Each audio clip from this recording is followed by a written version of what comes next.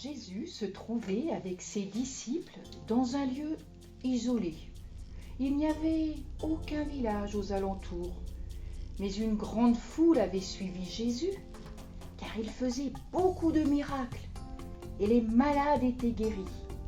Il y avait là des centaines et des centaines de personnes qui l'ont écouté durant toute la journée, sans se lasser.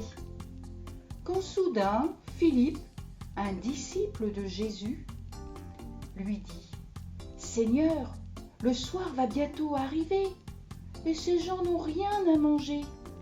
Il faut leur dire de rentrer chez eux. » Et Jésus va lui répondre en disant « Donnez-leur vous-même à manger. » Alors Philippe va poser la question à un autre disciple. « Mais on n'a pas assez d'argent pour nourrir toute cette foule. Comment on va faire ? Regarde, il y a là au moins 5000 hommes, plus les femmes et les enfants. On va jamais pouvoir nourrir toute cette foule, ce n'est pas possible. On va faire comment ? Soudain, André arrive avec un jeune garçon qui a dans son panier des pains et des poissons. Mais les disciples, en voyant le panier, se disent « Mais il n'y a pas assez pour nourrir toute cette foule. Comment on va faire ?» Jésus leur dit « Amenez-le-moi !» Alors le jeune garçon s'approche doucement, intimidé certainement.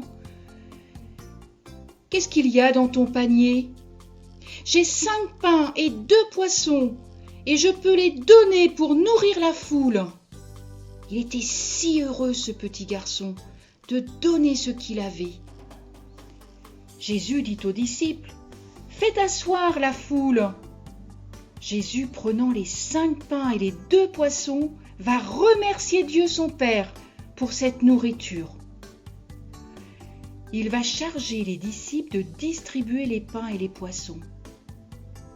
Et là, un grand miracle. Au fur et à mesure qu'il distribuait les paniers, il restait toujours plein et il y avait largement de quoi nourrir toute cette foule. Quand tout le monde a eu fini de manger, on a ramassé les restes. On ne voulait rien perdre. Si bien qu'il restait 12 paniers de pain et de poissons. La foule était émerveillée.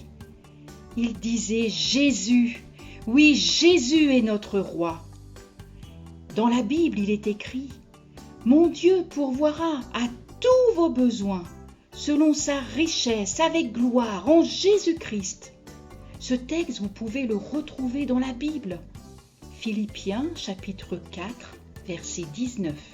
Et toi, serais-tu prêt, comme ce jeune garçon, à faire confiance à Jésus et à croire que si tu lui confies ta vie, il saura pourvoir à tous tes besoins.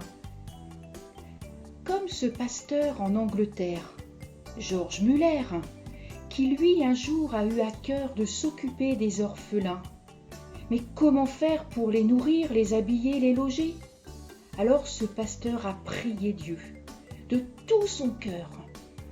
Il a prié et Dieu a fait des miracles.